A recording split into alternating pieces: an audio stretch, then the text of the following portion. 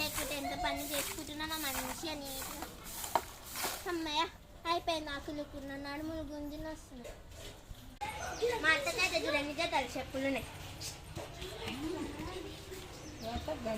చెప్పులు